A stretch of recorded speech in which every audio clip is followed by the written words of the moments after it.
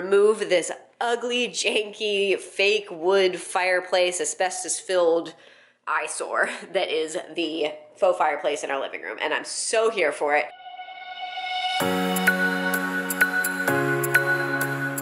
Good morning, guys! So I am having a great start to my weekend over here. Miles and I kind of had a quick run around the house and clean up as much as we could session this morning, I guess.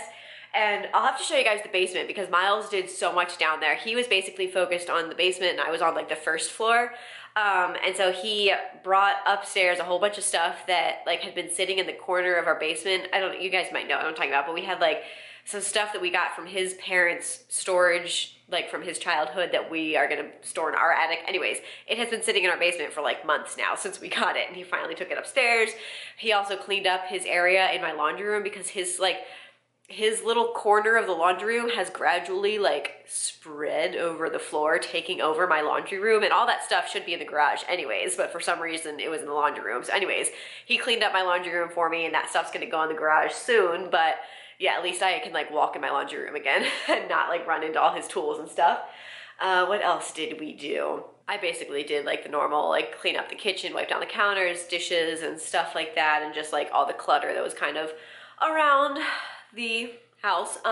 But anyways, my parents also came over this morning because my mom, before she actually starts like sewing the curtains, she has them all cut and kind of pinned up, but she wanted to make sure that they like fit nicely in the windows before she did anything further. And she also, we're adding like a grosgrain ribbon to it, and so she wanted to show that to me in person to see if I, liked the ribbon where it was, or if I wanted a bigger ribbon, or if I wanted to move it. I did end up moving it in a little bit, so I'm glad she did that.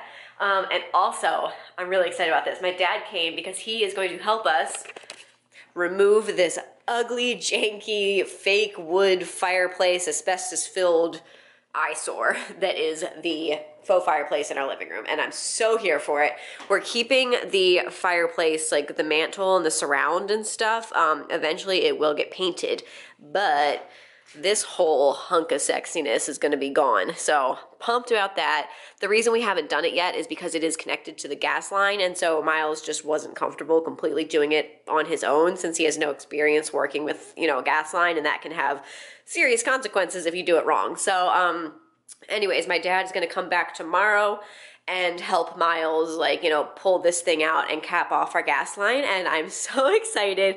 I think, so right now the plan is we're going to paint this part white, we're going to paint this part black, and then I think right now we're going to fill it with, we have like a ton of bulk pillar candles left over from our wedding, and so I think Miles and I both like the look of all the candles kind of just filled in that little fireplace area, so I think that's what we're going to do for now. I would love to do something about this because this red brick tile, whatever it is, isn't really doing it for me.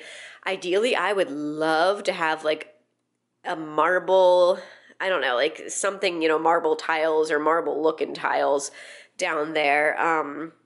But I don't know how possible that is. I don't know if we can actually, since I think this is just kind of one big thing, I don't know if we can actually rip these out or something and replace them. I still don't know. So anyways, short-term project is painting it, getting the logs ripped out, and yeah, we're going to be moving ahead on that project tomorrow. Can't wait. But anyways, Miles is at the gym right now. I just finished the vlog for you guys. What was I going to do? Oh, I am actually going to finish pulling down. So I finally figured out how to get the blinds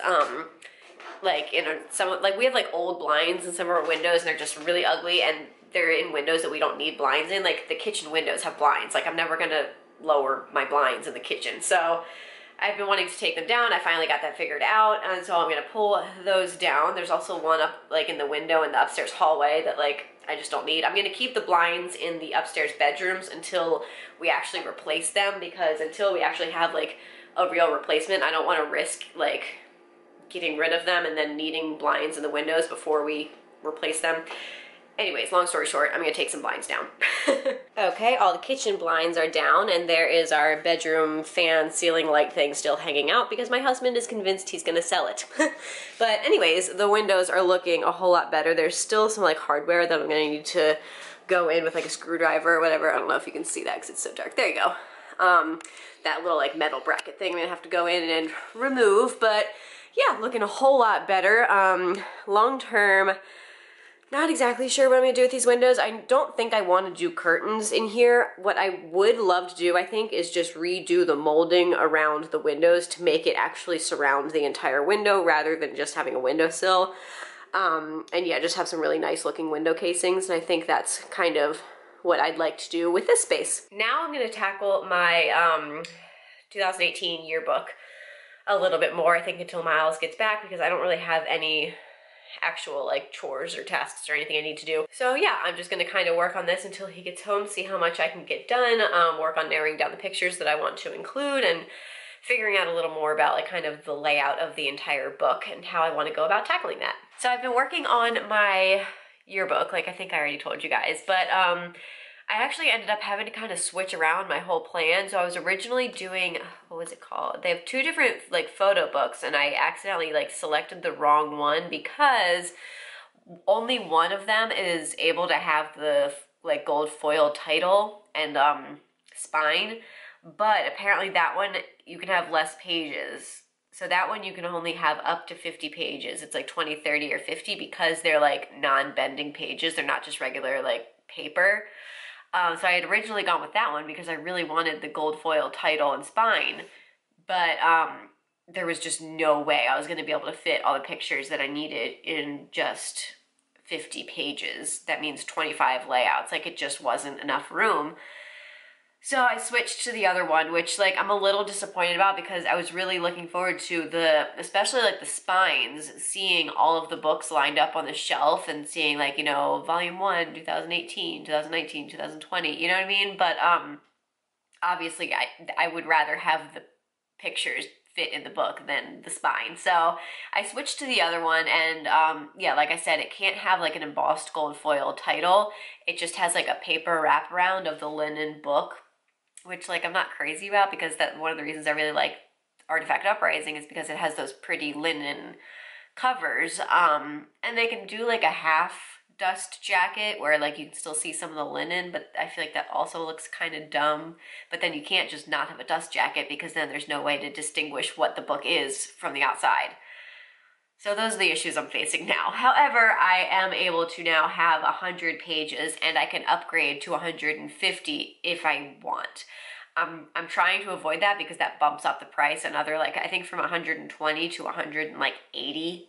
So I'm trying to stay in the 100 page range, or 100 spread range.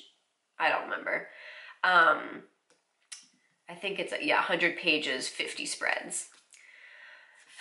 So yeah, anyways, that's kind of what I've been doing. So I've just been transferring. Luckily I hadn't gotten too far into the like book designing before I realized I needed to make this change. I only had really like maybe a page like finished, and then I also had, the way I'm going to divide things up I think is by month. So I'm going to kind of have like a monthly divider that says, you know, January, and then have all January pictures, February, then all February pictures. And so I had kind of started to lay out those title images into the book. So anyways, it was super easy to make the transfer because I figured out that I needed to do that early enough, thankfully. But yeah, so now I have a lot more space to work with. Still gonna be not a tight squeeze, but I don't know, I just can't, like, you know, have all the space in the world, which is probably a good thing, because given all the space in the world, I mean, you saw how many freaking pictures I had to choose from originally. So needing to narrow down isn't a bad thing for me.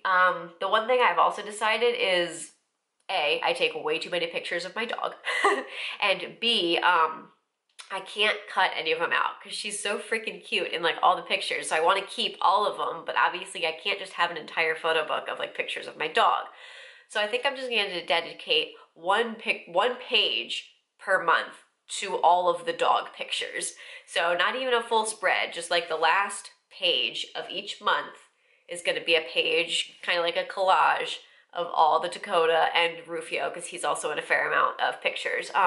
It's going to be all the dog pictures. So I think that's going to help me a lot with actually narrowing down, you know, pulling out all the dog pictures means I have that much less pictures to work through each month to kind of work into layouts.